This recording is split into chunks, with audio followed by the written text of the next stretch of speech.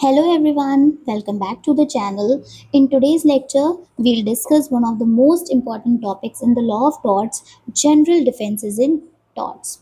So these defenses help a defendant avoid or reduce liability even when harm has been caused.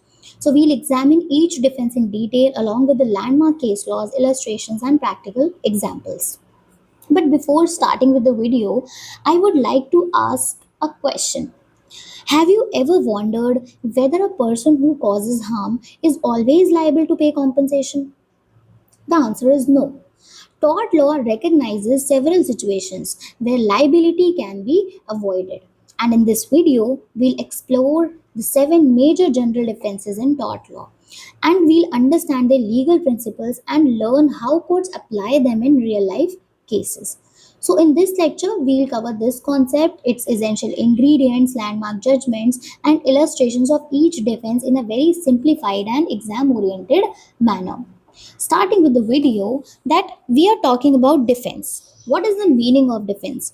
Defense is a legal justification where you are trying to give the excuse, the defendant is giving the excuse to avoid or reduce the liability after a tort has been committed and harm has been caused to the plaintiff so it's a legal argument raised by defendant. देखो इसको बहुत simple तरह से समझो, एक flow chart से. Basic principle क्या है कि आपने कोई रॉन्गफुल एक्ट किया, उसकी वजह से कोई इंजरी हो गई, इंजरी की वजह से एक लाइबिलिटी अराइज हुई और डिफेंडेंट की लाइबिलिटी के बाद उसकी लाइबिलिटी की वजह से डिपेंडिंग ऑन वट एवर उसने हार्म किया है उसे कॉम्पनसेशन देना पड़ेगा. बट जहाँ पे कोई वैलिड डिफेंस आ जाता है, अगेन वहाँ पे रॉन्गफुल एक्ट है, रॉन्गफुल एक्ट की वजह से अब क्या है, वैलिड डिफेंस अप्लाई हो रहा है तो उसको डिफेंस मिल गया, defence has been available to it, defence available, जिसकी वजह से अब नो लाइबिलिटी राइज होगी. और क्योंकि नो लाइबिलिटी है, या कह सकते हैं वो कई बार जो लाइबिलिटी है वो रिड्यूस हो जाएगी. तो ये जो कॉम्पनसेशन वाला पार्ट है ये कई बार नहीं भी होगा और होता है तो बहुत कम होगा.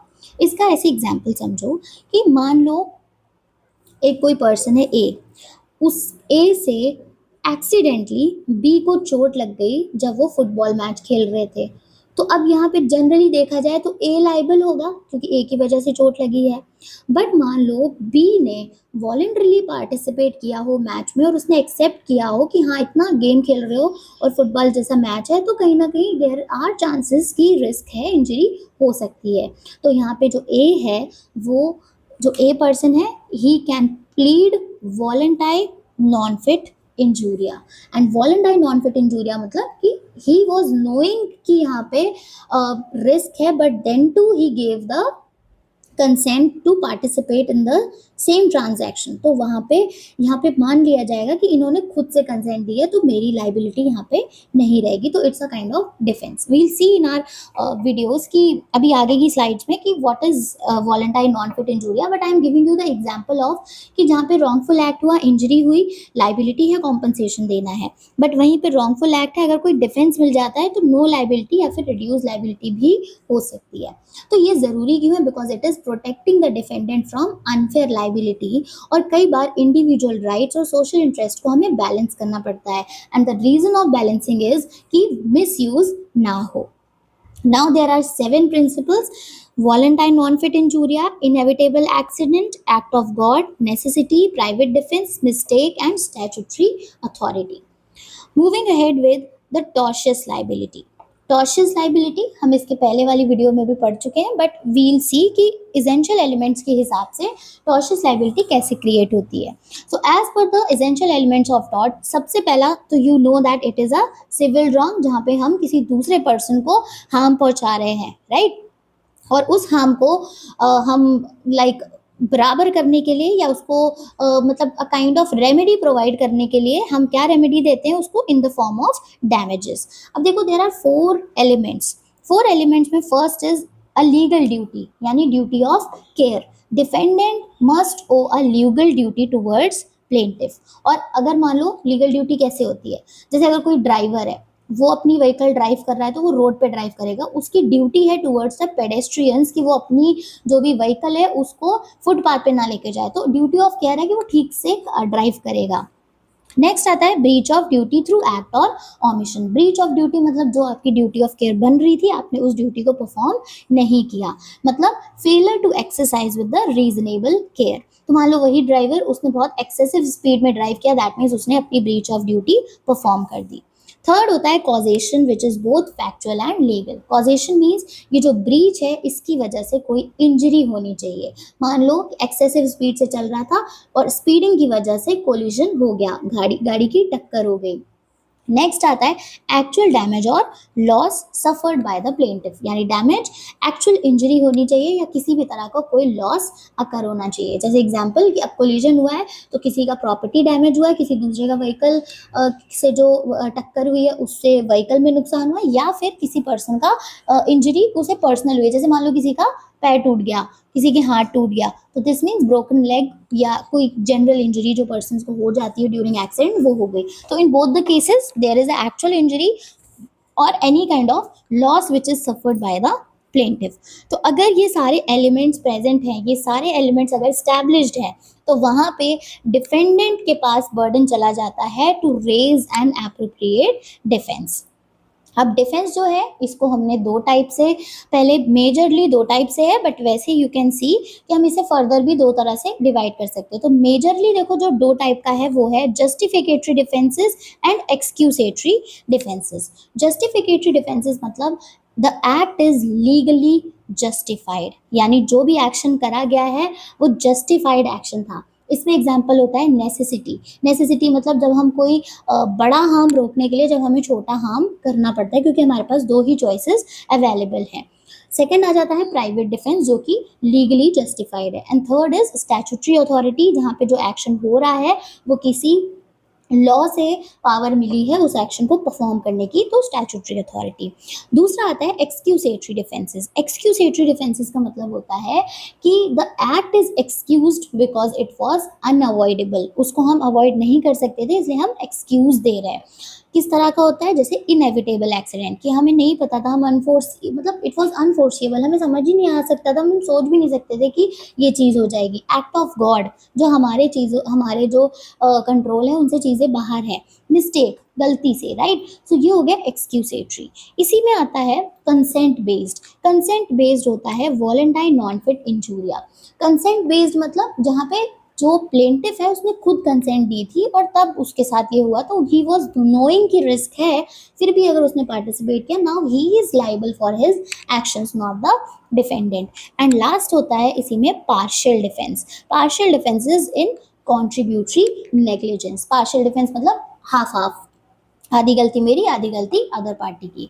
अब देखो इसका एग्जाम्पल समझो, जैसे मान लो एक पेडेस्ट्रियन है, वो क्रॉस कर रहा था against the red signal and he is hit by a speeding car, तो यहाँ पे बोथ पार्टीज आर नेग्लिजेंट। अब नेग्लिजेंट क्यों है, अब यहाँ पे नेग्लिजेंस में क्या होगा, जो कोर्ट है वो डैमेजेस को रिड्यूस कर देगा क्योंकि कॉन्ट्रीब्यूटरी नेग्लिजेंस है। आप रेड सिग्नल के जब नहीं था तब आप क्यों क्रॉस कर रहे थे, और जो कार थी जो भी जा रहा था वो एक्स्ट्रा स्पीड में क्यों था, तो दोनों की गलती थी, दोनों parties were negligent. So in that case जो डैमेजेस हैं वो डिवाइड हो जाएंगे, किसी एक की लाइबिलिटी नहीं रहेगी।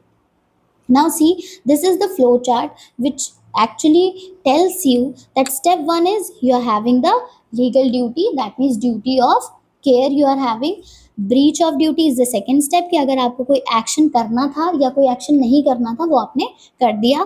Third is causation, it could be factual और लीगल, मतलब breach has been caused, breach has been caused here. And last is damage or loss suffered by plaintiff, या actual injury या फिर loss हुआ है। अब इसी में we are having part A जहाँ पे है नो डिफेंस, डिफेंस अवेलेबल नहीं है तो फुल लाइबिलिटी और डैमेजेस होंगे, बट जहाँ पे डिफेंस रेज होता है तो वहाँ पे नो लाइबिलिटी या रिड्यूस लाइबिलिटी बनती है। अब जो लाइबिलिटी है उसमें हमने क्लासिफिकेशन कर दिया डिफेंसेस का, जस्टिफिकेटरी जो नेसेसिटी, प्राइवेट डिफेंस और स्टैट्यूटरी अथॉरिटी, यानी ये जो तीनों हैं दीज आर लीगली जस्टिफाइड। और यहाँ पे जो ये एक्सक्यूसेटरी है this is excused because it was unavoidable. And एक और आता है consent based volenti non fit injuria, और इसी में आ गया कॉन्ट्रीब्यूटरी नेग्लिजेंस जहाँ पे आपको पार्शियल डिफेंस मिलेगा, नॉट द कंप्लीट डिफेंस। मतलब थोड़ी गलती आपकी, थोड़ी गलती सामने वाले की। So I hope this particular thing is basically clear to you कि क्या क्या चीज़ें रहेंगी. So this is again the essential elements of tort mentioned here, and I have explained you the classifications of defenses. Moving ahead with the voluntary non-fit injuria. पहला defense. Voluntary non-fit injuria means voluntary assumption of risk. और इस this is a Latin phrase. इस Latin phrase का मतलब है to a person willing injury is not done. That means to a willing person, no injury is done. A person who knowingly accepts a risk cannot later sue for injuries arising from that risk. आपको पता था, you were knowing कि इस काम को करने में risk है, फिर भी आपने उस चीज़ को अपने मर्जी से एक्सेप्ट किया, you accepted the risk of harm. और अगर फिर आपको हार्म हो जाता है, that means you are claiming something जिसके लिए आप खुद रेडी हुए थे। सो अगर आपने उस चीज़ को एक्सेप्ट कर लिया है, you can not later sue for injuries arising from that risk. So now see, there are certain essential conditions for this voluntary non-fit injuria, and first is the essential element which is called as knowledge of risk. Now see, knowledge of risk मतलब plaintiff के पास ये पता होना चाहिए, उसको ये knowledge होनी चाहिए दैट कुछ डेंजर है. तो the plaintiff should have full awareness of nature and extent of the danger. जैसे कि कोई क्रिकेट मैच देख रहा है, तो अगर कोई स्पेक्टेटर है, वो क्रिकेट मैच देखने गया है, सो ही नोज कि cricket balls can enter the stands also. Second thing, voluntary acceptance. Voluntary acceptance मतलब वॉलेंट्री कंसेंट, कि जो एक्सेप्टेंस है वो फ्री है, without any coercion, without any pressure. तो यहाँ पे जो प्लेंटिफ है उसने फ्रीली और विलिंगली एक्सेप्ट किया है वो risk without any kind of coercion और कंपल्शन. तो मान लो कि अब कोई स्पेक्टेटर गया है अगर, तो उसकी ज़बरदस्ती टिकट नहीं है, वो अपनी मर्जी से गया है कि हाँ मुझे मैच देखना है. उसको पता भी है कि क्रिकेट बॉल स्टैंड्स के अंदर भी कई बार आ जाती है. अब नाउ थर्ड है एक्सप्रेस और इम्प्लाइड कंसेंट.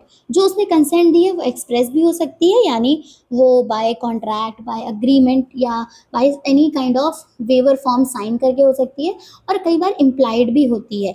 इम्प्लाइड हो जाएगी बाय और कंडक्ट, बाय और जेस्चर. नाउ कम्स कि अब ये अगर सारी चीज़ें प्रेजेंट हैं, so now this risk must be materialise. तो अब जो अगर इंजरी हो रही है फ्रॉम द एग्जैक्ट रिस्क जो आपने एक्सेप्ट किया था, तो वहाँ पर आप इस डिफेंस के अगेंस्ट चले जाओगे. यानी प्लेंटिफ जिसने खुद से ये एक्सेप्ट किया था, वो अगर डैमेजेस के लिए स्यू करता है डिफेंडेंट को, तो डिफेंडेंट को ये वाला जो मैक्सिम है या ये वाला जो डिफेंस है वो मिलेगा कि इन्होंने अपनी मर्जी से किया था. मान लो वो जो क्रिकेट बॉल है वो आ जाए और आकर उसको चोट लगा दे, तो अब अगर वो स्यू करता है तो दिस मीन्स कि अब जो डिफेंडेंट है वो ये बोलेगा कि इन्हें तो पता था यहाँ पर रिस्क है, still he chose to come in the stadium and watch the match. इसी का दूसरा एग्जाम्पल ले लो.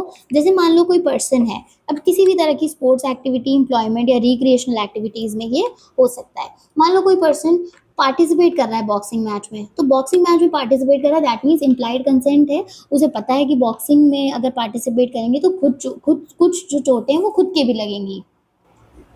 प्लस अब मान लो बॉक्सर ने एक्सेप्ट किया कि पंच लग सकते हैं ड्यूरिंग द मैच, राइट. अब मान लो कि अगर उसको कुछ चोट लग गई वाइल दैट मैच, तो क्या वो सामने वाले को या जो भी मैच चल रहा था उसको, जो भी ऑर्गेनाइजर्स थे उनको स्यू करेगा? अगर करता भी है तो डिफेंडेंट के पास ये डिफेंस रहेगा वॉलेंटारी नॉन फिट इंजूरिया, कि इन्हें पहले से पता था and he voluntarily accepted this risk. Now अब इसी में क्या है, सेम जो रिस्क लिया है सेम रिस्क मटेरियलाइज होना चाहिए. मतलब अगर कोई बॉक्सर है तो विद इन द मैच उसको पता है, उसने within the match accept किया है कि उसको पंच पड़ सकते हैं. बट मान लो जब मैच खत्म हो गया और वो पार्किंग में अपनी कार के साथ वो जाने वाला था, तो वहाँ पे he does not accept being attacked later in the parking lot. तो वहाँ पे उसने पंचेस एक्सेप्ट करने का जो उसने जो कंसेंट दिया था वो बाहर नहीं दिया था, सिर्फ उस मैच के ही ट्रांजैक्शन में दिया था. अगर वो स्यू करता है कि उसको पार्किंग लॉट में पंचेस दिए गए या उसको कोई भी इंजरी दी गई है, तो वहां पे ये डिफेंस अवेलेबल नहीं होगा। दैट मीन्स जिस रिस्क के लिए कंसेंट दी गई है, उसी रिस्क के लिए ये डिफेंडेंट इस पर्टिकुलर मैगजीन को यूज कर सकता है एज अ डिफेंस। बट अगर वो सेम रिस्क के अलावा उस ट्रांजैक्शन के बाहर कोई अगर एक्शन था, तो वहां पे वो स्यू भी कर सकता है और लाइबिलिटी भी बनेगी। I hope it is clear to you what I am trying to pass on. Now see, एक इसमें there are certain important cases, जिसमें सबसे पहला है वुल्ड्रिज वर्सेस समा। वुल्ड्रिज वर्सेस समर में क्या हुआ था, एक फोटोग्राफ था, वो इंजर्ड हो गया था ड्यूरिंग अ हॉर्स कॉम्पिटिशन, और he could not recover damages because he accepted ordinary sporting risk. Reason is कि देखो, अगर तुम्हें कोई फोटोग्राफ करना है या कोई फोटोशॉप, मतलब यू वांट समथिंग कि मुझे कुछ ऐसी फोटोज मिल जाएं फ्रॉम अ हॉर्स शो, तो आपने एक्सेप्ट किया कि वो जो हॉर्स कंपटीशन है, जो शो हो रहा है, उसमें रिस्क है, और आपने ऐसी प्लेस वहाँ पे चुनी जहाँ पे डैमेजेस मिलना वाज वेरी नॉर्मल, तो आपने अगेन स्पोर्टिंग रिस्क को एक्सेप्ट किया। अगर स्पोर्टिंग रिस्क को एक्सेप्ट किया है, ऑर्डिनरी इंसिडेंट्स हो जाते हैं, तो वहाँ पे अगर आपको कोई चोट लग गई है, तो you can not claim, you can not sue. तो यहाँ पे जो डैमेजेस है वो इनको नहीं मिले थे, डिफेंडेंट लाइबल नहीं था, क्योंकि जो भी इंजरी हुई थी वो it was in the heat of the competition, not from the reckless disregard और of any kind of safety. तो सेफ्टी फुल एंड कंप्लीट थी, बट स्टिल कई बार क्या होता है, देखो, जो पार्टिसिपेंट्स हैं या जो स्पेक्टेटर्स हैं, उनको पता होता है स्पोर्टिंग इवेंट्स में कि if they are going there are ordinary risk of the sports, जैसे क्रिकेट बॉल ही आके लग सकती है, राइट। तो ये कुछ कुछ रिस्क होते हैं जो जनरल होंगे, तो ये अगर आप वहाँ तब भी जा रहे हो, देख रहे हो, तो मान लिया जाएगा कि आपने इम्प्लाइड कंसेंट दिए कि ठीक है, I am okay with it. So this means कि आपने एक तरह का मान लिया कि हाँ चलो ठीक है, रिस्क है, फिर भी आप जा रहे हो, तो volenti non fit injuria, knowledge of the risk है, उसके बाद भी आप जा रहे हो, वॉलेंट्री कंसेंट है आपकी, एक्सप्रेस्ड हो या इम्प्लाइड हो, प्लस सेम रिस्क आपकी मटीरियलाइज हुई है। एक दूसरा एग्जाम्पल ले लो कि स्पेक्टेटर है, वो क्रिकेट बॉल्स उसको हिट करी आके, वो इंजरी हो गई, और जनरली वो जो क्राउड है या उस क्राउड में से कोई भी जिसको चोट लगी है, they can not sue, because if you are attending the match, it implies that you have accepted the ordinary risk of that sports. So अब sports है, तो कुछ बहुत चीजें तो in the heat of competition कुछ बहुत चीजें होने का रिस्क होता है, and those ordinary risks are being accepted by you. Next इसी में एक केस मेंशन्ड है, Smith versus Charles Baker and sons. इस केस में क्या हुआ था, स्मिथ को एम्प्लॉय किया गया था एक क्वेरी में, जहाँ पे हैवी स्टोन्स को ओवरहेड बाय अ क्रेन एक जगह से दूसरी जगह मूव करते हैं। सो ही न्यू दैट जो स्टोन्स हैं वो फ्रीक्वेंटली सर के ऊपर, मतलब वो स्विंग करते हैं व्हाइल ही वाज वर्किंग। एक बार क्या हुआ, वो जो स्टोन है वो क्रेन से गिर गया और उसको इंजरी हो गई, तो स्मिथ ने अपने एम्प्लॉयर को स्यू किया फॉर नेग्लिजेंस। तो यहाँ पे जो एम्प्लॉयर है उसने आर्ग्यू किया कि स्मिथ को तो पता था कि यहाँ डेंजर है, and therefore he had voluntary accepted the risk. तो यहाँ जो जजमेंट आया वो ये था कि an employee does not voluntarily assumes risk inherent in their job merely by accepting employment. This means कि सिर्फ knowledge है कि risk हो सकता है, does not amount to the consent to that risk. इसका मतलब है एक एम्प्लॉय जो कंटिन्यू काम कर रहा है, उसे पता है कि हाँ डेंजर है यहाँ पे, यहाँ ज़रूरी नहीं है necessarily he is not agreeing to suffer that injury from employer's negligence. तो यहाँ पे एम्प्लॉयर को लाइबल किया गया था for falling to provide a safe system of work. तो यहाँ से हुआ कि ठीक है, knowledge of risk is not same as the consent to risk. तो नॉलेज होना इज डिफरेंट और कंसेंट होना इज डिफरेंट। तो नॉलेज है plus free and voluntary acceptance of the risk है, तब माना जाएगा कि हाँ चलो अवेयरनेस के साथ साथ इनका कंसेंट भी अप्लाइड है। तो लैंडमार्क केस है दैट लिमिटेड यूज होता है इस डिफेंस का, volenti non fit injuria in employer employ relationships. So it establish the employers have continuing duty to provide a safe workplace for the employees. Moving ahead with this, essential requirements: full knowledge of the risk, free and voluntary consent, चाहे expressed हो चाहे implied हो, और same risk के साथ होनी चाहिए। ऐसा नहीं है कि वो ट्रांजैक्शन खत्म होके किसी दूसरे बाहर के ट्रांजैक्शन में आप अप्लाई करो। तो बाहर उसके पास अगर आप जैसे मैच हो रहा है, उस मैच में उसने एक्सेप्ट दिया, उसने कंसेंट दी, पर मैच के बाद में अगर उसे किसी भी तरह की इंजरी होती है, दैट मीन्स ही कैन स्यू और आप लाइबल भी कहे जाओगे। इसी में ही एक और है Nettleship Smith versus Baker, we discuss here. Then Nettleship versus Weston, इसमें क्या हुआ था, ड्राइविंग इंस्ट्रक्टर को इंजरी हुई थी बाय अ लर्नर ड्राइवर। तो यहाँ पे वॉलेंटाइन नॉन फिट इंजूरिया को रिजेक्ट किया गया था क्योंकि standard of care is that of a competent driver. Hall versus Brooklands auto racing club, again if you are coming to watch a motor race, तो स्पेक्टेटर जो मोटर रेस देखने आए हैं उन्होंने इम्प्लाइड कंसेंट दी है कि ऑर्डिनरी रिस्क इस पर्टिकुलर मैच में हो सकते हैं। तो वहाँ पे जो इंजरी है उसके लिए आप किसी और को लाइबल नहीं करोगे क्योंकि नॉलेज भी था आपको, plus you accepted, you have given the free and voluntary consent to that, and then that consent could be either expressed और इम्प्लाइड। और उसी सेम मैच में अगर आपको कोई इंजरी होती है तो रिस्क भी मटीरियलाइज्ड है, तो यू कैन नॉट स्यू, और अगर स्यू करते भी हो तो no liability will be there. In Indian Contract Act and the judicial interpretations, volendi is recognized but narrowly construed। तो मानते तो हैं इंडियन कोर्ट्स भी इस चीज़ को अप्लाई करते हैं कि जो नॉलेज ऑफ द रिस्क है जिसको हम सेंटाई बोल रहे हैं डज नॉट इम्प्लाई कंसेंट वॉलेंटाई, the two must be clearly distinguish. मतलब नॉलेज और जो कंसेंट है वो अलग अलग चीज़ें हैं। नॉलेज का मतलब ये नहीं है कि कंसेंट दे दी है, नॉलेज मीन्स अवेयरनेस, और कंसेंट मीन्स कि उस रिस्क में जो अवेयरनेस थी, जो नॉलेज थी, उसके लिए उसने कंसेंट दी है। तो इंडियन पोजीशन भी सेम है, that it is treated both as a different. Next आता है inevitable accident. Inevitable accident means कि an accident that could not have been prevented despite of reasonable care. तो जिसका मतलब जहाँ पे किसी भी तरह का जो नेग्लिजेंस है वो नहीं हुआ है, बट जो कुछ भी एक्सीडेंट हुआ वो अनफोर्सिएबल इवेंट था और उसे प्रिवेंट नहीं किया जा सकता था, चाहे आप ऑर्डिनरी केयर कॉशन स्किल कुछ भी यूज़ करो। तो जो भी हार्म हुआ है that was entirely unforeseeable and unavoidable. तो डिफेंडेंट कुछ कर भी नहीं सकता था, अगर वो सारे प्रिकॉशंस लेता तो भी कुछ भी इसमें चेंज नहीं होता। तो यहाँ पे ये जो मेजर चीज़ है वो क्या है कि ये जो रीजनेबल पर्सन है अगर ये भी डिफेंडेंट की पोजीशन पे होता तो क्या ये फोर्सी कर पाता और एक्सीडेंट को प्रिवेंट कर पाता? अगर आंसर नो है तो डिफेंस सक्सीड हो जाता है। ये नेग्लिजेंस से मिलता जुलता, इनएविटेबल एक्सीडेंट नेग्लिजेंस से मिलता हुआ कॉन्सेप्ट है जहाँ पे डिफेंडेंट नेग्लिजेंस नहीं था फिर भी जो एक्सीडेंट है वो हुआ। तो यहाँ पे कुछ क्वेश्चंस बनते हैं। स्टेप 1 वाला क्वेश्चन है कि वॉज द इवेंट फोर्सिएबल? अगर यस कि हाँ फोर्सिएबल था तो दैट मीन्स कि डिफेंस फेल हो जाएगा, but if answer is no तो वो प्रोसीड करेगा। Now comes were reasonable precautions taken. अगर प्रिकॉशन लिए गए थे, अगर सारे प्रिकॉशंस लिए गए हैं, दैट मीन्स कि डिफेंस सक्सीड कर जाएगा। अगर नहीं लिए गए तो फिर लाइबिलिटी बनेगी। तो सबसे पहले तो चेक करना है फोर्सिबिलिटी। अगर फोर्सिबिलिटी थी ही नहीं तो that means no liability will occur. And if a reasonable person would anticipated, अगर यस है तो फिर डिफेंस फेल्ड है। अगर नो है कि नहीं, हम रीजनेबल पर्सन भी नहीं ये चीज़ सोच सकता था, that means liability will not occur, defence will succeed.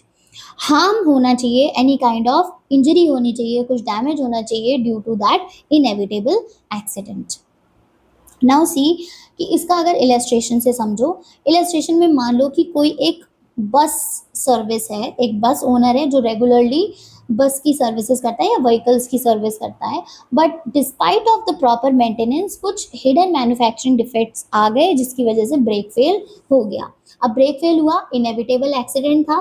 क्या अब यहाँ पे जिनको भी इंजरी हुई है वो क्या बस ओनर को वो स्यू करेंगे? कर सकते हैं, बट यहाँ पे वो डिफेंस ले सकता है इनएविटेबल एक्सीडेंट का कि मैं regularly I use to do services, यानी प्रॉपर मेंटेनेंस है, प्रॉपर प्रिकॉशन लिया गया है, ड्यूटी ऑफ केयर निभाई गई है, स्टिल अगर कुछ हो गया तो वो इनएविटेबल एक्सीडेंट माना जाएगा। केसेस से समझो। Stanley versus Powell. Stanley versus Powell में एक गन एक्सीडेंटली डिस्चार्ज करी गई थी during hunting and it injured another participant. तो डिफेंडेंट ने गलती से मतलब शूट करना था उसे, एक्सीडेंटली उसने प्लेंटिफ को इंजर कर दिया। तो यहाँ पे एक्सीडेंट वॉज अनफोर्सिएबल और डिफेंस सक्सीड किया था। कोर्ट ने बोला कि ये इनएविटेबल एक्सीडेंट है, यहाँ पे किसी भी तरह का कोई नेग्लिजेंस नहीं हुआ है, और ये चीज़ जो प्लेंटिफ जो डिफेंडेंट है वो सोच भी नहीं सकता था कि प्लेंटिफ को चोट लग जाएगी। सो दिस मीन्स कि डिफेंस सक्सीड हुआ, एक्सीडेंट वॉज अनफोर्सिएबल। अब देखो, हमेशा अगर इनएविटेबल एक्सीडेंट है तो नेग्लिजेंस नहीं होगा, यानी inevitable accident is equals to no negligence. But अगर जहाँ पे नेग्लिजेंस प्रेजेंट है कि हाँ इन्होंने ड्यूटी ऑफ केयर नहीं निभाया या प्रिकॉशन नहीं किया, तो वहाँ पे इनएविटेबल एक्सीडेंट का जो डिफेंस है वो फेल हो जाएगा। राइट। सो डिस्टिंग्विशिंग फीचर्स हैं versus act of God versus negligence और बर्डन ऑफ प्रूफ। तो वर्सेस एक्ट ऑफ गॉड मतलब कि इनएविटेबल एक्सीडेंट में ह्यूमन एक्टिविटी इन्वॉल्व हो सकती है, बल्कि एक्ट ऑफ गॉड में एक्सक्लूसिवली नेचुरल फोर्सेस होते हैं विदाउट ह्यूमन इंटरवेंशन। जैसे कि कोई अर्थक्वेक आ जाए या सुनामी आ जाए या किसी भी इस तरह का नेचुरल कैलामिटी जो ह्यूमंस के कंट्रोल में नहीं है, but in inevitable accident human activity involve रहती है। नेग्लिजेंस अगर प्रूव हो जाता है तो डिफेंस फेल हो जाएगा, और डिफेंडेंट मस्ट एफर्मेटिवली प्रूव दैट कि उसकी कोई गलती या उसकी किसी भी तरह का जो ड्यूटी ऑफ केयर है वो फेल नहीं था।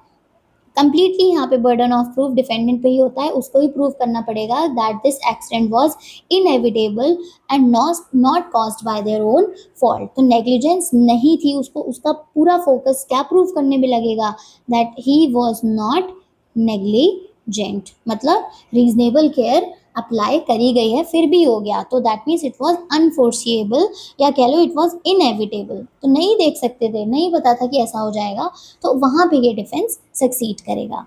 नेक्स्ट आता है national coal board versus Evans. इसमें एक मैकेनिकल डिफेक्ट हुआ था किसी मशीन में जिसकी वजह से इंजरी हुई थी डिस्पाइट ऑफ कि रेगुलर मेंटेनेंस हो रहा था। तो यहाँ पे डिफेंस सक्सीड हुआ था कि ये जो डिफेक्ट है this is latent and undetectable. अब नहीं पता चला, रीजनेबल इंस्पेक्शन हो रहा है, उसमें नहीं आइडिया हुआ, मशीन है कुछ खराब हो गया, तो उसमें हम लाइबिलिटी जो है उसको ख़त्म कर देंगे और जो भी डिफेंस है वो सक्सीड कर जाएगा। पद्मावती वर्सेस दुग्गा नायका में इंडियन केस था, टायर बर्स्ट हुआ था बस का। तो यहाँ पे कोर्ट ने बोला कि ये जो बर्स्ट है was foreseeable giving the maintenance records and it illustrated the Indian application of this defense. This means कि जो भी व्हीकल था इसमें there was a jeep driven by the Dugga Nykaa की जीप थी, और जो ड्राइवर था वो एम्प्लॉय था, मोहिदीन उसका नाम था। तो दो पर्सनस ग्रेचुइटस पैसेंजर्स थे, नॉन पेइंग पैसेंजर्स थे, और they were like sitting in that, मतलब जीप में बैठ गए थे। तो अब कुछ मैकेनिकल डिफेक्ट हुआ जिसकी वजह से एक्सीडेंट हुआ। तो यहाँ पे जो कर्नाटका हाई कोर्ट का केस था, यहाँ पे जो केस चला उसमें कोर्ट ने ये बोला कि जो एक्सीडेंट है this is caused by latent mechanical defect and not due to the negligence of owner और ड्राइवर, और पैसेंजर्स ने वॉलंटरी चूज किया है to travel in the jeep and they accepted the ordinary risk associated with the journey. तो यहाँ पे defence of वॉलेंटाइन non fit इंजूरिया भी एप्लीकेबल हुआ and the defendants were not held liable, और इनएविटेबल एक्सीडेंट भी अप्लाई हुआ कि इसको हम अनफोर्सी नहीं कर इसको हम फोर्सी नहीं कर सकते थे, दिस वॉज कम्प्लीटली अनफोर्सिएबल, जहाँ पे हमें नहीं पता था कि जीप जा रही है और एकदम से टायर बर्स्ट होगा, गाड़ी फ्लिप करेगी और फ्लिप करने की वजह से इंजरीज होंगी और डेथ्स हो जाएंगी। तो this was the first case जहाँ पे इंडियन एप्लीकेशन इस डिफेंस का अप्लाई हुआ था। Now moving ahead with the next one, that is act of God. Act of God को हम विस मेजर भी बोलते हैं। Act of God vis major means an extra ordinary natural event beyond the human control. तो beyond human control वो चीज़ें होंगी जो ह्यूमन केयर की, चाहे रीजनेबल केयर हो ना हो, किसी भी केस में ह्यूमन कंट्रोल अप्लाई नहीं करेगा। Examples could be floods, earthquakes, lightning, storms, tidal waves without any human contribution। ये सब heavy rains और ये सब हमारे हाथ में नहीं होता, साइक्लोन हमारे हाथ में नहीं होता, earthquake humans नहीं लेके आते। तो any extraordinary natural event will be called as act of God। अब इसके कुछ कंडीशंस हैं, कुछ रिक्वायरमेंट्स हैं। पहला है the event must be due to the natural causes without any human intervention, यानी नेचुरल फोर्स के थ्रू होना चाहिए, ह्यूमन इंटरवेंशन किसी भी तरह का नहीं होगा। नेक्स्ट है it must be extraordinary and unforeseeable, मतलब कोई सीजनल वेदर टाइप का ऑर्डिनरी चीज़ नहीं होनी चाहिए कि हैवी रेन हो गया, सुबह से शाम तक बारिश हो रही है, नो। एक्स्ट्रा ऑर्डिनरी इवेंट मतलब कि सीजनल अकरेंस सिर्फ एक्स्ट्रा होना चाहिए, मतलब एक्स्ट्रा ऑर्डिनरी मीन्स कि कुछ ज़्यादा ही हो गया, जैसे 6 दिन लगातार बहुत ज़्यादा बारिश हुई, राइट, तो वो एक्स्ट्रा ऑर्डिनरी इवेंट है। And third is sole cause of damage, मतलब it must be the sole proximate cause of the, हाँ, कि जो नेचुरल इवेंट है सिर्फ उसी की वजह से ये हार्म हुआ है। एग्जाम्पल समझो, एक आसमान में कोई बहुत बिजली चमकी, लाइटनिंग हुई, लाइटनिंग स्ट्राइक करी एक पेड़ पे, और उसकी वजह से वो पेड़ जो था वो गिरा, और पेड़ किसके ऊपर गिर गया, एक पार्क्ड व्हीकल के ऊपर।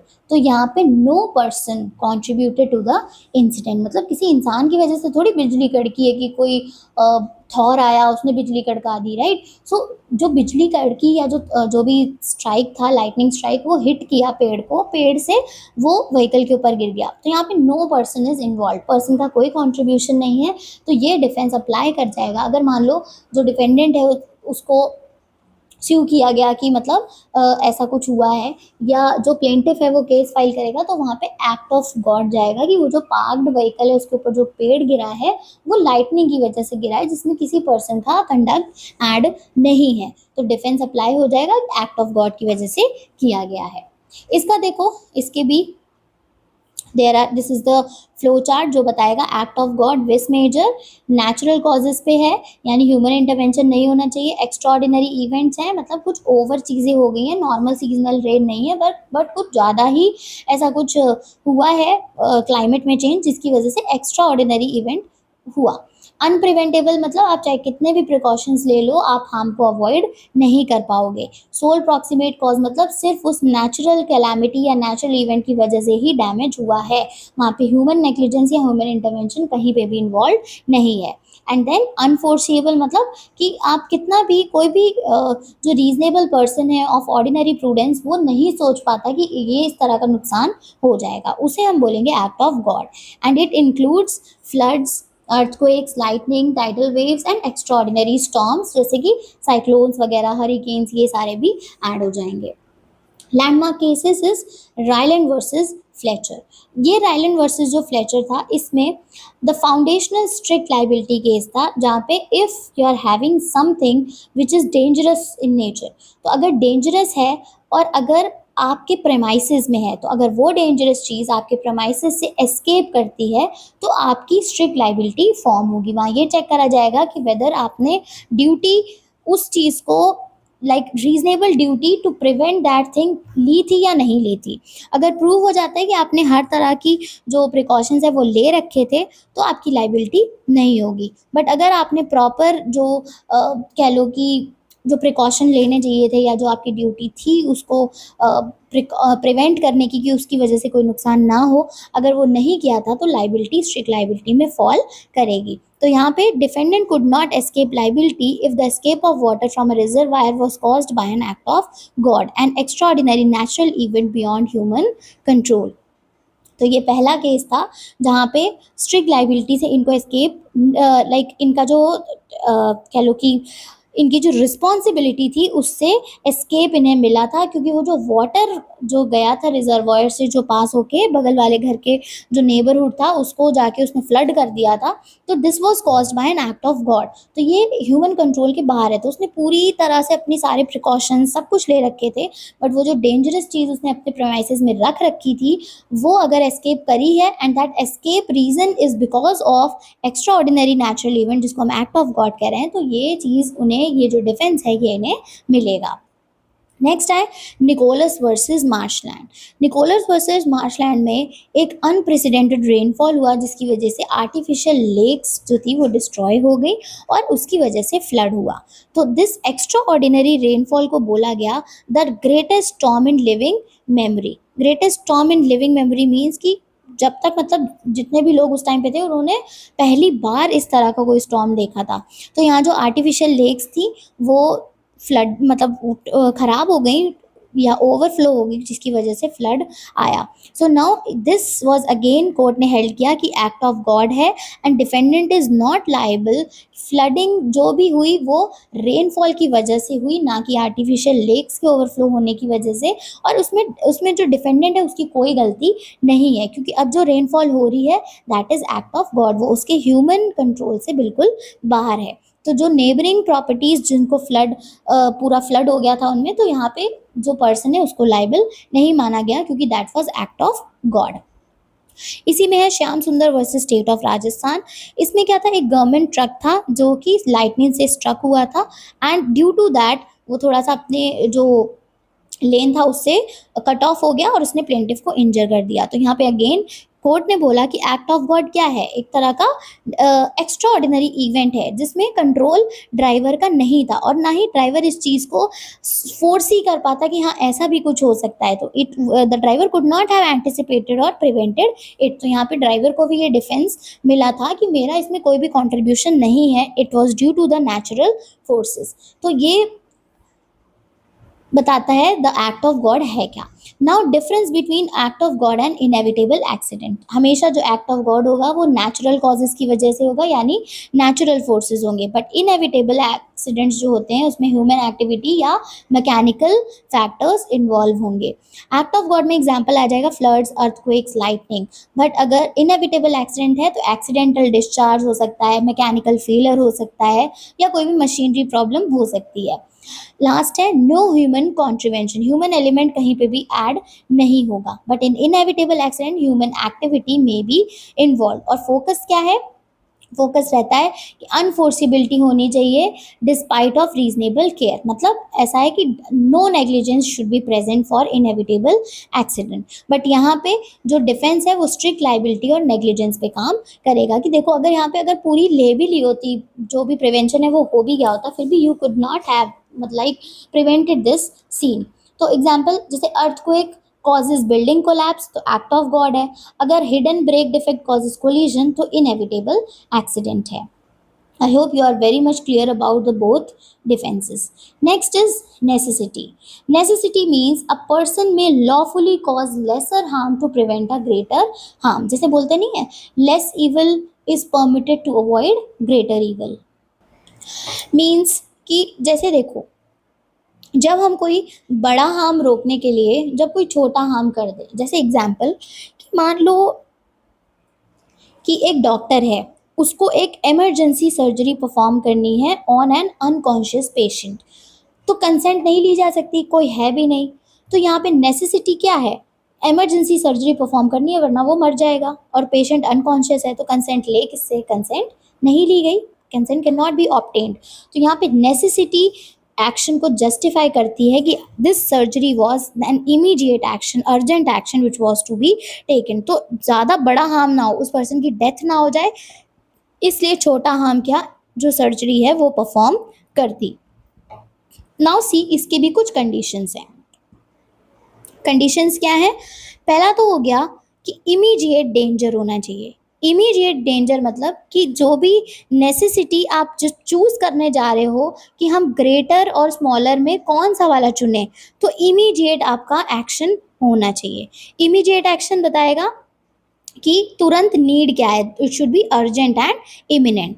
नेक्स्ट आता है greater harm should be avoided, हमेशा ग्रेटर वाले हार्म को अवॉइड करना है, छोटे वाले हार्म को चुनना है। तो harm caused must be proportionate to the harm avoided, and proportionate response होना चाहिए, मतलब कोई रीजनेबल ऑल्टरनेटिव प्रेजेंट ही नहीं है आपके पास और आपको यही चुनना है। प्रोपोर्शनेट रिस्पॉन्स होना चाहिए कि जो भी आपने हार्म चुना है उसी हिसाब से वो हार्म, जो बड़ा वाला हार्म है उसको हमने रोक के दूसरे वाले हार्म को चुना है, एंड इसका कोई रीजनेबल ऑल्टरनेटिव प्रेजेंट ना हो। तो जब ये सारी चीज़ें होंगी तभी हम इस पर्टिकुलर नेसेसिटी को जस्टिफाई कर पाएंगे और एक्ट को कंसीडर करेंगे एज लॉफुल। कुछ केसेस में कॉम्पनसेशन दिया जाता है डिपेंडिंग ऑन प्राइवेट नेसेसिटी। अब देखो ये दो तरह की होती है, public necessity and private necessity. Public necessity मतलब जहाँ सोसाइटी का बेनिफिट है, जैसे अथॉरिटीज़ अगर किसी हाउस को डिमोलिश करना चाहती हैं to stop a spreading fire, तो दिस मीन्स कि पब्लिक नेसेसिटी है, हमें ऐसा करना ही पड़ेगा जिससे कि हम उस अगर घर को तोड़ देंगे तो जो आग है वो आगे नहीं जाएगी। दिस इज पब्लिक नेसेसिटी, हमने जो benefit of public at large के लिए चुना है। Next is private necessity. Private necessity मतलब जहाँ पे आप अपने पर्सनल इंटरेस्ट का प्रोटेक्शन करते हो, तो acts done to protect the private interest. जैसे एक सेलर है, that sailor docks on private property during a violent storm।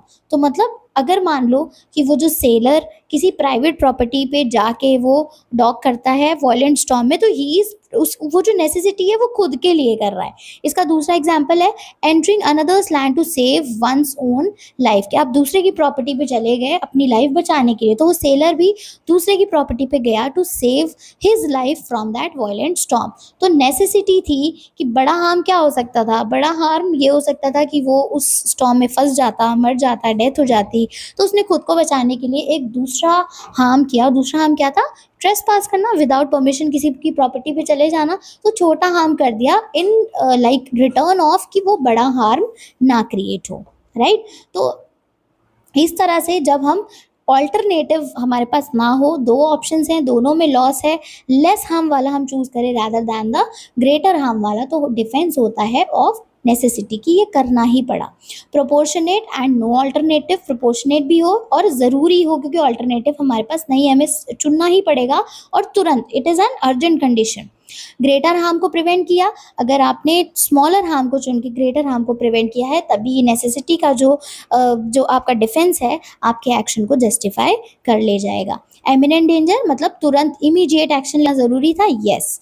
Urgent situation मतलब कि तुरंत ही दैट एक्शन वाज रिक्वायर्ड क्योंकि डेंजर सामने था। Now see understand from the certain case laws. Leigh versus Gladstone.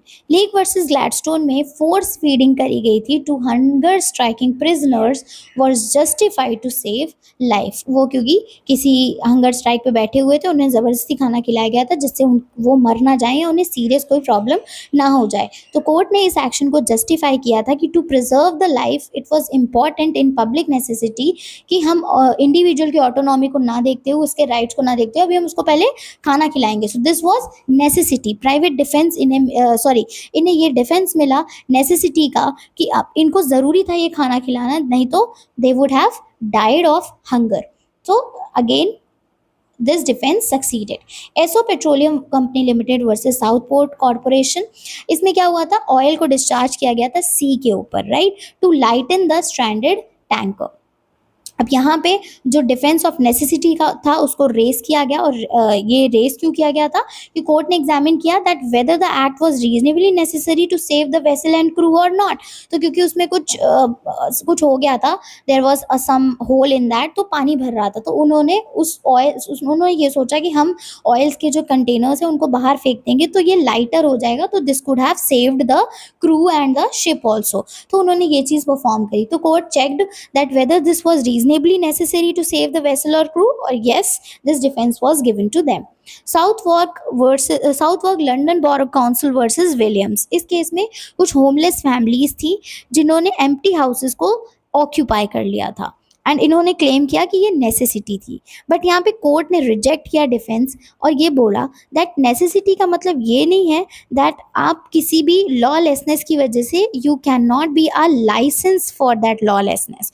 तो सोशल नेसेसिटी के लिए it's not important that you are justifying your trespass. Justify नहीं कर सकते आप अपने ट्रेस पास को, राइट। तो हर चीज़ में दिस नेसेसिटी इज नॉट, मतलब क्या होता अगर आप उस एम्प्टी हाउसेस में नहीं जाते, you are not claiming any kind of ownership over it, right. तो ट्रेस पास हर जगह नहीं होता है। अगर ऐसा नहीं था कि वो थोड़े टाइम के लिए उस पर्टिकुलर हाउस में गए थे बिकॉज स्टॉर्म की वजह से खुद को बचाना था, no, they were claiming necessity कि हम नहीं जाते तो हम कहाँ जाते। So there was alternate option, आप किसी सेफ होम्स में चले जाओ, आप कहीं किसी गेस्ट हाउस में चले जाओ, that is a different thing. तो यहाँ पे कोर्ट ने इनके डिफेंस को रिजेक्ट भी किया है। इंडियन केस लॉज पे आते हैं। Crompton Greaves limited versus Daimler Benz AG. Indian courts ने रिकग्नाइज किया कि नेसेसिटी एक वैलिड डिफेंस हो सकता है, पर्टिकुलरली इन द केसेस जहाँ पे इमरजेंसी सिचुएशन है, इमरजेंसी एक्शंस लेने पड़ेंगे to protect the public safety. Section 81 of IPC, अब तो बीएनएस हो गया, बट सेक्शन 81 जो था आईपीसी का, that was regarding criminal law provision था, but it was reflecting the tortious principle कि if an act is likely to cause harm is not an offense if done in good faith to prevent the greater harm। अगर good faith में किया गया है और greater harm को prevent करने के लिए कोई छोटा हार्म अगर परफॉर्म कर दिया गया तो उसको हम ऑफेंस नहीं मानेंगे। तो ग्लिम्स है अ काइंड ऑफ प्योरली, अब क्योंकि क्रिमिनल लॉ में है तो it's not anything like civil, but एक ग्लिम्स है कि जहाँ पे हम ग्रेटर हार्म को रोकने के लिए लेसर हार्म हमें चूज करना ही पड़ता है, राइट। तो इन दैट केस हम उसे ऑफेंस नहीं मानेंगे। इमरजेंसी डिमोलिशंस, जहाँ पे इंडियन म्यूनिसिपल अथॉरिटीज के पास ये पावर होती है कि वो अपनी पावर को यूज करके पब्लिक नेसेसिटी में कुछ स्ट्रक्चर्स को डिमोलिश कर दे। और रीजन क्या है, फायर स्प्रेड करने के लिए भी हो सकता है, या अगर मान लो एकदम से अगर कल्चरल स्ट्रक्चरल कोलैप्स हो जाए तो वहाँ पे जो पब्लिक है उसको नुकसान होगा, इसलिए पहले ही वो डिमोलिश कर देती है क्योंकि उस पर्टिकुलर बिल्डिंग की कंडीशन बहुत खराब होती है। तो in that case public necessity में ये जो ग्रेटर हार्म जो उसकी वजह से लेटर ऑन हो सकता है उसको प्रिवेंट करने के लिए लेसर हार्म करा जाए। So in public necessity, no compensation is payable as the act benefits the society।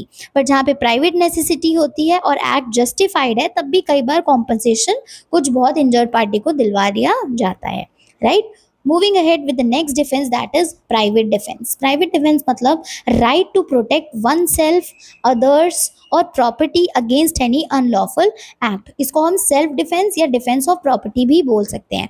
Her person के पास ये राइट होता है कि वो अपने खुद की प्रोटेक्शन कर सकते हैं, अपनी प्रॉपर्टी की प्रोटेक्शन कर सकते हैं, किसी और पर्सन की प्रोटेक्शन कर सकते हैं, and property of others from any kind of unlawful harm. और ये जो डिफेंस है ये जस्टिफाई करता है कि आपने रीजनेबल फोर्स अप्लाई किया है टू रिपेल दैट थ्रेट, यानी जो भी एमिनेंट थ्रेट था जिससे आपको डर लग रहा था आपने उसको रिपेल करने के लिए प्रोपोर्शनेट या रीजनेबल फोर्स अप्लाई किया गया है, like.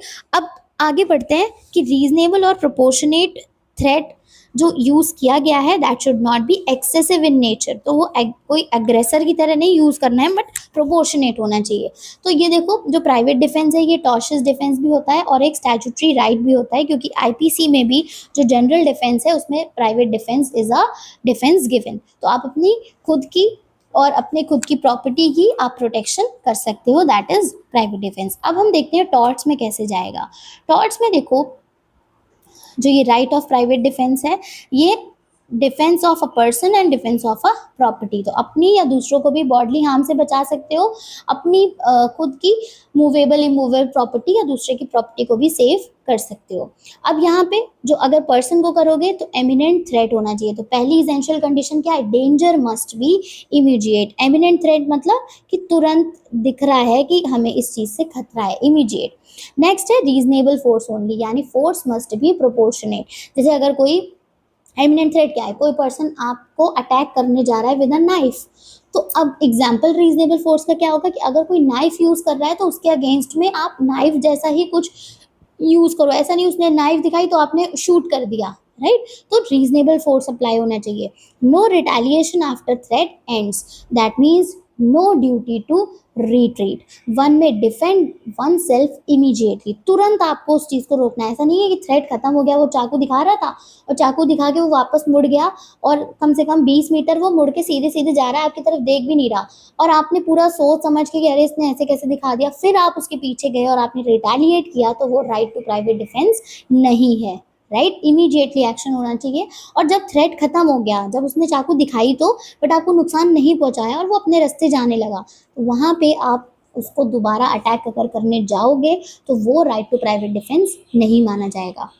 extends to defense of third party, यानी defense ends with the threat and once danger stops force must stop। तो one must defend oneself immediately, यानी ये जो प्राइवेट डिफेंस का है ये अदर पार्टीज पे भी एक्सटेंड होता है कि आप दूसरे पर्सन को भी प्रोटेक्ट कर सकते हो। जैसे एग्जांपल ले लो, कोई बर्गलर है, वो रात को किसी घर में एंटर किया तो ओनर ने रेस्ट्रेन किया by using a reasonable force, तो यहाँ पे डिफेंस अप्लाई होगा, क्योंकि बर्गलर को अगर आप अटैक कर रहे हो, तो मान लो अब आप अटैक नहीं, आपने क्यों अटैक किया, क्योंकि आप उसको रोकना चाह रहे हो कि वो घर के अंदर ना आए और किसी भी तरह की चोरी ना करे या किसी को भी हार्म ना पहुंचाए।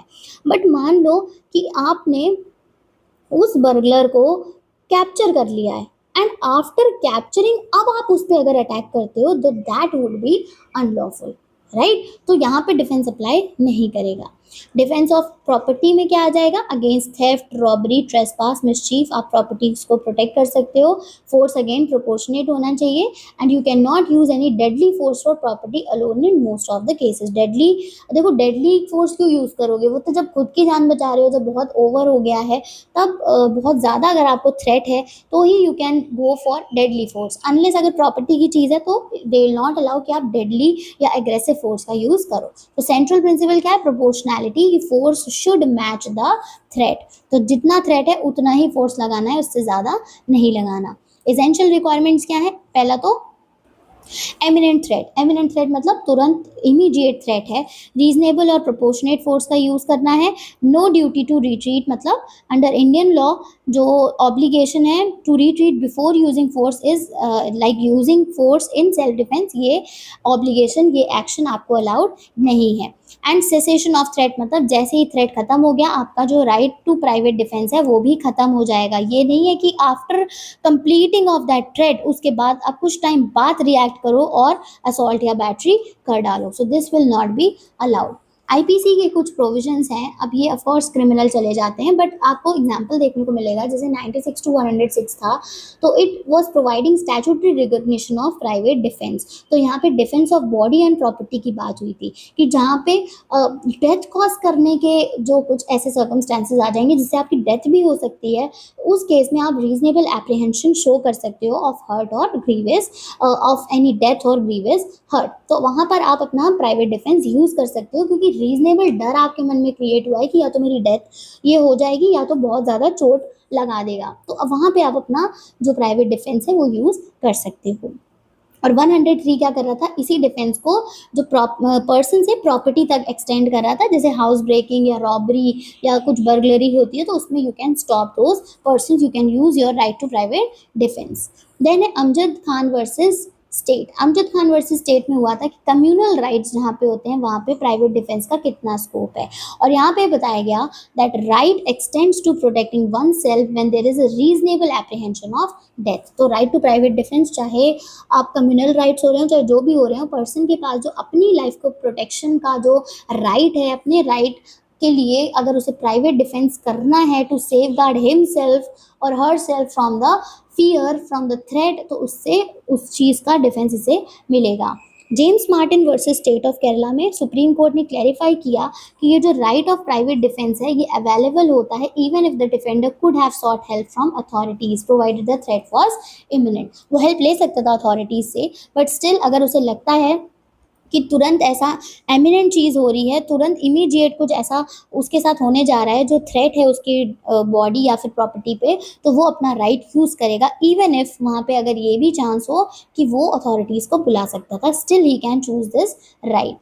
बर्ड वर्सेस हॉलब्रुक, यहाँ पे डिफेंडेंट ने एक स्प्रिंग गन को सेट कर रखा था अपनी गार्डन के प्रोटेक्शन के लिए। तो एक स्प्रिंग गन सेट कर रखी है अपनी प्रॉपर्टी के लिए, that was excessive and unlawful. तो कोर्ट ने बोला कि अपनी प्रॉपर्टी को सेव करने के लिए you are using a spring gun, this is excessive force. और ये काइंड ऑफ, देखो स्प्रिंग गन कैसा होता है, डेडली मैकेनिकल डिवाइस है, राइट। तो अगर किसी ने ट्रेसपास किया भी है तो ट्रेसपास कोई बहुत बड़ा अपराध नहीं है, अब कह लो कि एक मतलब एक लाइबिलिटी है, नहीं करना चाहिए, बट इतनी बड़ी नहीं है कि आप किसी ने ट्रेसपास किया तो आप उसको मार दो। तो स्प्रिंग गन को सेट करना is like not proportionate to the action जो हो सकता है, लाइक एज्यूम्ड एक्शन क्या है, ट्रेसपासिंग। तो आप ऐसे डेडली मैकेनिकल डिवाइसेस को यूज नहीं कर सकते हो to protect your property from trespasses. यहीं से ये आया था जो ऊपर वाले चार्ट में हम पढ़ रहे थे कि डेडली फोर्सेस को आपको अप्लाई नहीं करना है for protecting your property alone, right?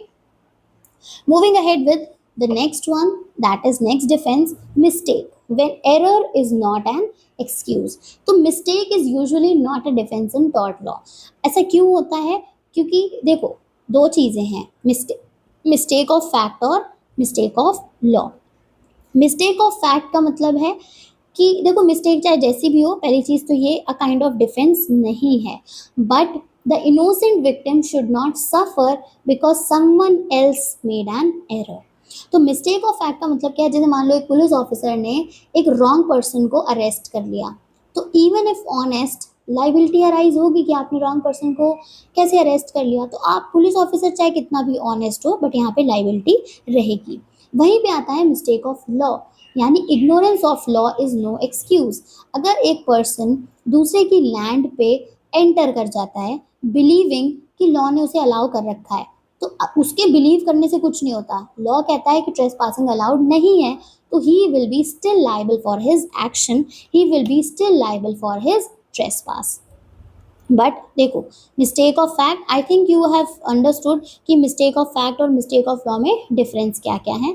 Mistake of fact मतलब जहाँ पे इनकरेक्ट अंडरस्टैंडिंग है of a certain factual circumstances, तो mistake of fact is no defence. गलत पर्सन को अगर अरेस्ट कर लिया तो पुलिस ऑफिसर लाइबल होगा, राइट, चाहे वो कितना भी ऑनेस्ट और रीजनेबल हो। बट वहीं पे मिस्टेक ऑफ लॉ मतलब इग्नोरेंशिया जुरिस नॉन एक्सक्यूजेड, मतलब ignorance of law is no excuse. अब इग्नोरेंस ऑफ लॉ, अगर आप अवेयर नहीं हो दैट मीन्स ऐसा थोड़ी लॉ नहीं है। अगर आप अवेयर नहीं हो और आपका कंडक्ट अनलॉफुल है तो लाइबिलिटी आपकी ही बनेगी। इसमें देखो केसेस देख लेते हैं, R versus Prince.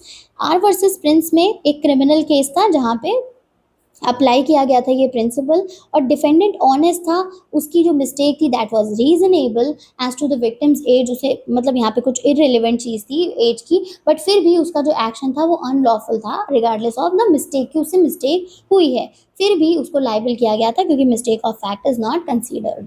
Consolidated company versus Curtis, bank ने मिस्टेकनली एक फॉर्ज चेक को ऑनर कर दिया था, पास कर दिया था। कोर्ट ने हेल्ड किया that bank is liable for conversion despite acting in good faith. तो बैंक की देखा जाए तो मिस्टेक थी, राइट, बट यहाँ पे मिस्टेक का एक्सक्यूज आपको नहीं मिलेगा क्योंकि आपकी वजह से कुछ ऐसा इशू हो गया है, तो लाइबिलिटी आपको अराइज, लाइबिलिटी भी अराइज होगी और आपकी जो आपका जो रिस्पॉन्सिबिलिटी है वो भी होगा। बट यहाँ पे कुछ लिमिटेड एक्सेप्शंस और एप्लीकेशंस हैं।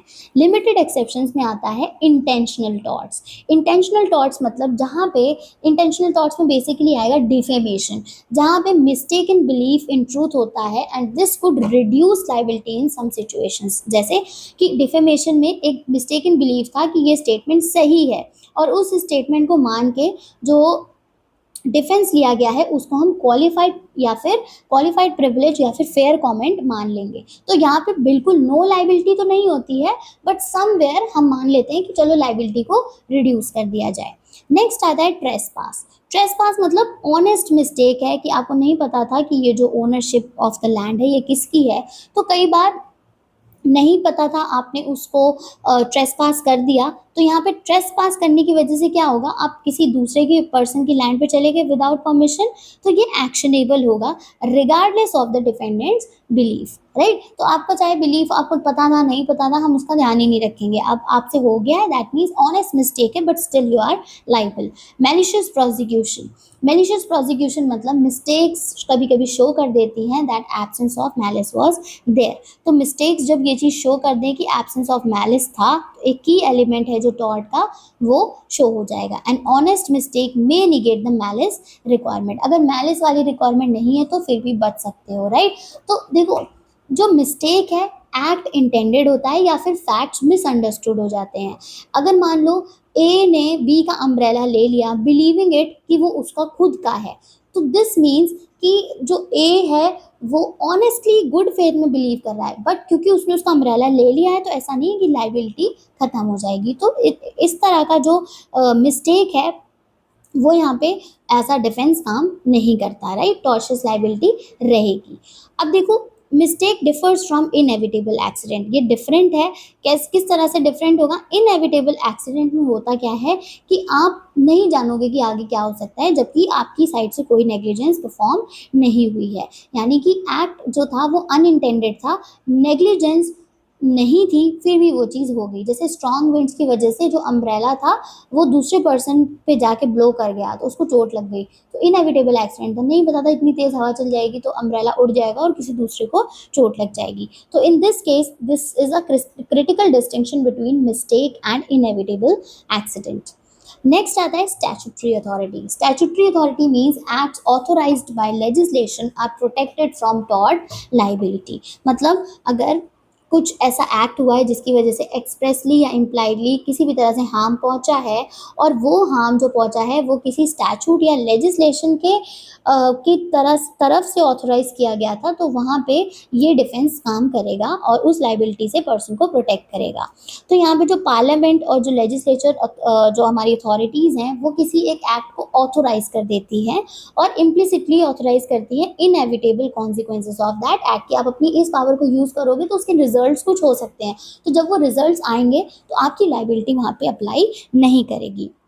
कॉमनली ये गवर्नमेंट बॉडीज, स्टैट्यूटरी कॉरपोरेशंस और पब्लिक यूटिलिटीज़ पे अप्लाई होता है, जैसे रेलवेज हो गया, इलेक्ट्रिक बोर्ड्स, म्यूनिसिपल कॉरपोरेशंस, इन पे अप्लाई होता है क्योंकि ये एक्ट के थ्रू इनको कुछ स्पेसिफिक परमिशंस होती हैं, और जब वो ये एक्ट परफॉर्म करेंगे तो कुछ ना कुछ चीज़ें होंगी, कुछ ऐसे चीज़ें हो जाएंगी जहाँ पे उनकी लाइबिलिटी बनेगी। बट क्योंकि वो स्टैट्यूट के थ्रू उन्हें इस चीज़ का परमिशन मिला हुआ है, तो वो इस डिफेंस को यूज़ करके उस टॉर्शियस लाइबिलिटी से कंप्लीटली वेव ऑफ हो सकते हैं। नाउ यू सी कितनी तरह की नाउ ये सी अथॉरिटी होती है। तो पहला तो हो गया एक्सप्रेस अथॉरिटी, जहाँ पे स्टैट्यूट ने स्पेसिफिकली एक एक्ट में मेंशन कर रखा है, तो स्टैट्यूट या एक्ट ने स्पेसिफिकली परमिशन दे रखी है कि आप इस चीज़ को परफॉर्म कर सकते हो। जैसे railway construction is authorised by Parliament, तो ये उस एक्ट में मेंशनड है।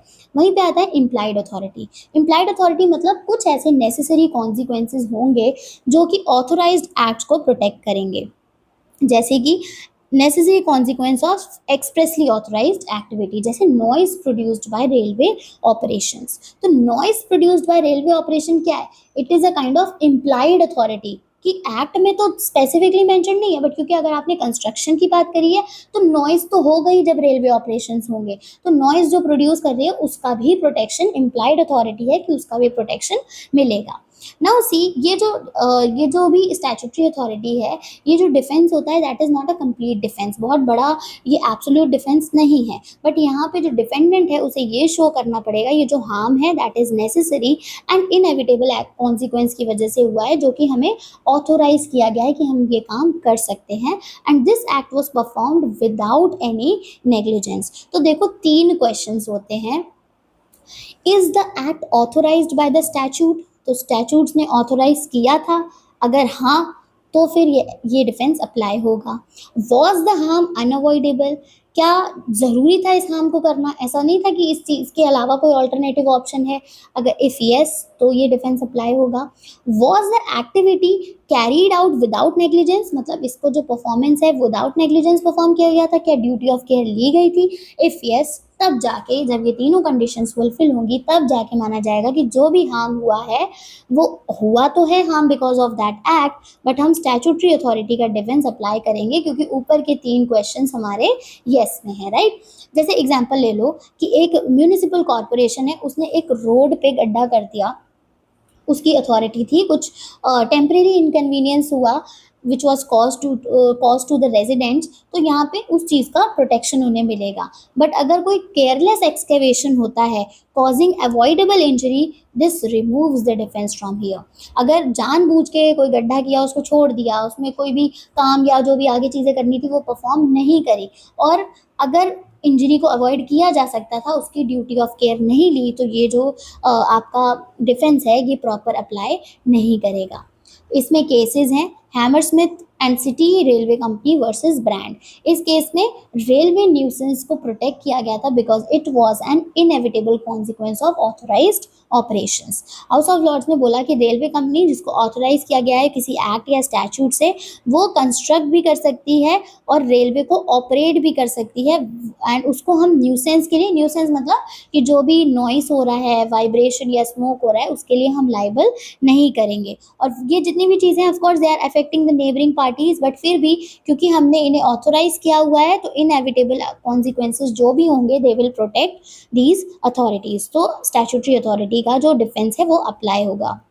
Elon versus Gulf Oil Refining Limited, इसमें एक रिफाइनरी थी जिसको जो अगेन स्टैट्यूट से ही ऑथराइज थी, और उससे जो स्मेल और नॉइस आ रही थी उससे न्यूसेंस भी हो रहा था, बट यहाँ पे स्टैट्यूटरी अथॉरिटी को ये डिफेंस मिला था फॉर इनएविटेबल कॉन्सिक्वेंसेज। बट यहाँ पे उनको ये भी बोला गया that they should not be negligence in the operation. तो जो भी ड्यूटी ऑफ केयर है उसको आपको परफॉर्म करना है। ड्यूटी ऑफ केयर करने के बाद भी अगर कुछ कॉन्सिक्वेंसेज जो निकल के आ रहे हैं उस पर्टिकुलर अथॉरिटी को एक्सरसाइज करने में, उनके लिए आपको डिफेंस प्रोवाइडेड है, ना कि इस चीज़ के लिए कि आपको अथॉरिटी है तो आप आराम से नेग्लिजेंट भी हो जाओ, आपको कोई कुछ नहीं कहेगा, ऐसा नहीं है।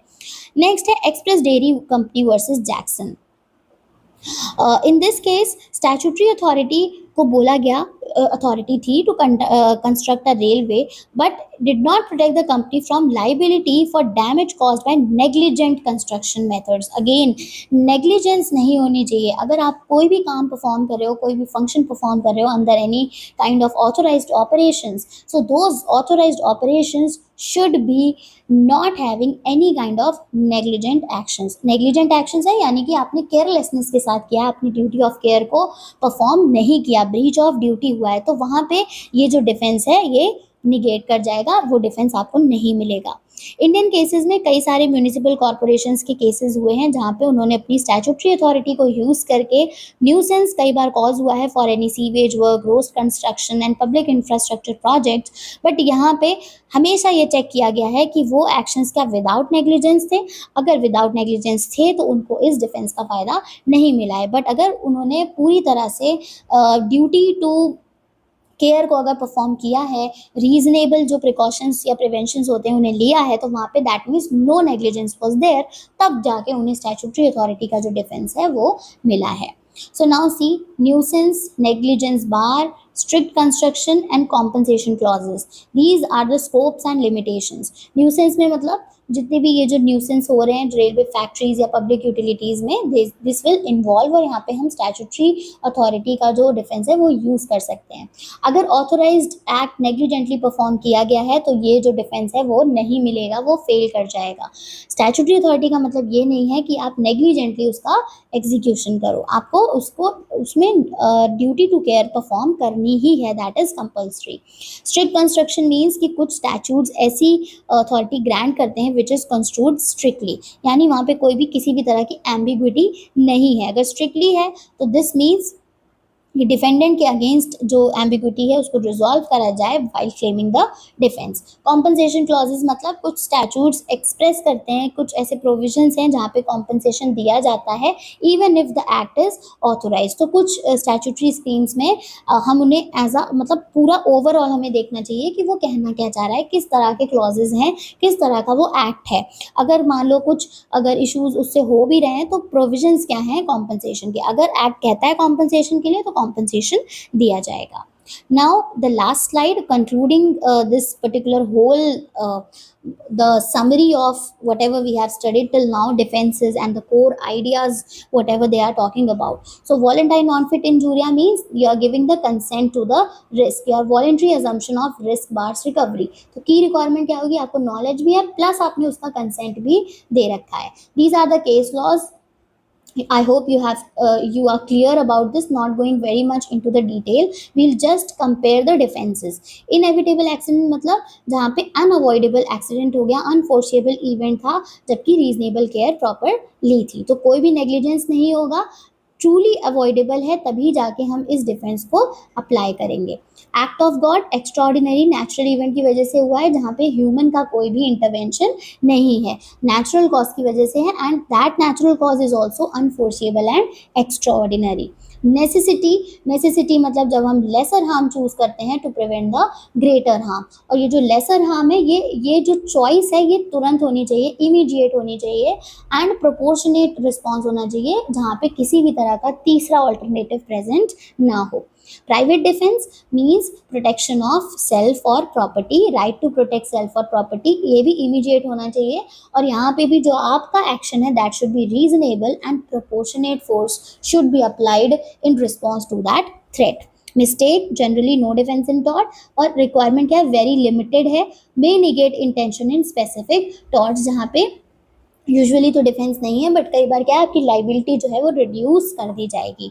Statutory authority legislature authorised acts are protected. यानी स्टैचूट से जो लेजिस्लेटिव ऑथराइजेशन है, अगर उससे किसी अथॉरिटी को कुछ पावर्स मिल रखी हैं कुछ एक्शंस करने की, तो वहाँ पे उन एक्शंस के लिए हम उन्हें लाइबल नहीं करेंगे। बट अगेन इंपॉर्टेंट क्या है कि एक्सप्रेस और इम्प्लाइड अथॉरिटी होनी चाहिए थ्रू एक्ट, और एक्ट्स में जो भी एक्शंस दिए हों उनसे रिगार्डिंग, या फिर प्लस नेग्लिजेंस नहीं होना चाहिए while you are performing that act. So now you know कि हमें कैसे चेक करना है। वॉलेंटारी है, was there a consent, inevitable accident है, was it unavoidable, act of God है, was it due to the nature, necessity है, that means was greater harm prevented, private defence, was self protection involve, mistake, was it merely an error, या statutory authority, was the act authorized by statute? So now these are the questions which could be asked while answering the question or by applying the defenses. So if you want to learn, you can learn by VIANPMS. So this is the keyword, uh, VIANMPS. Mnemonic hai. If you want to learn this quickly for your examination, you can use it. So now you understand the whole concept. There are certain discussions here. There are certain case studies here कि आप किस तरह से in law of torts को आप apply करोगे। Strategic considerations क्या है प्रैक्टिशनर्स के लिए? पहले तो फैक्ट्स चेक करने पड़ेंगे, फैक्ट्स के बाद you will combine those defences, alternative defences को आप ऐड करोगे, बर्डन ऑफ प्रूफ देखोगे, डिफेंडेंट के ऊपर बर्डन ऑफ प्रूफ है तो वो कैसे बताएगा, कैसे एविडेंसेस को गैदर करके अपने जो बर्डन है उसको मीट करेगा, एंड इंडियन कॉन्टेक्स्ट में कैसे स्टैट्यूटरी प्रोविजंस कुछ स्पेसिफिक इंडियन लेजिस्लेशन या आईपीसी में कैसे कॉमन लॉ डिफेंसेस को मॉडिफाई करते हैं, right. So this was all about law of torts. अब of course it is a dynamic and context sensitive, क्योंकि जैसे जैसे केसेस आएंगे उस तरह का इंटरप्रिटेशन होता है। We have taken it from the common law position, and कुछ स्टैट्यूटरी रिफॉर्म्स इंडिया में भी हैं, जैसे कंज्यूमर प्रोटेक्शन एक्ट, इसमें एमवी एक्ट भी आता है, मोटर व्हीकल लेजिस्लेशंस। तो ये एक्ट तो है, बट समटाइम्स जो कोर्ट्स हैं वो अपनी एप्लीकेशन अप्लाई करती हैं इन स्पेसिफिक कॉन्टेक्स्ट जहाँ पे फैक्ट्स डिफरेंट हो। तो they always verify the current statutory position alongside the common law principles.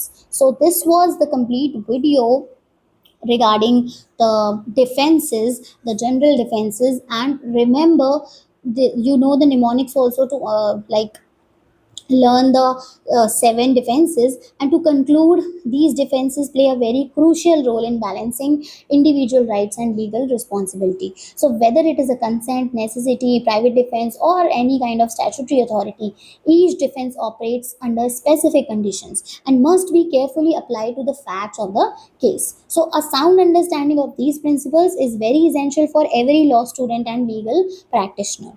So thank you for watching this lecture. If you found it helpful, please like the video, share it with your friends, and subscribe to the channel for more law related content. So don't forget to press the notification bell so that you never miss an update. See you in the next lecture. Until then, keep learning and stay motivated. Thank you for watching, and I'll see you in the next lesson.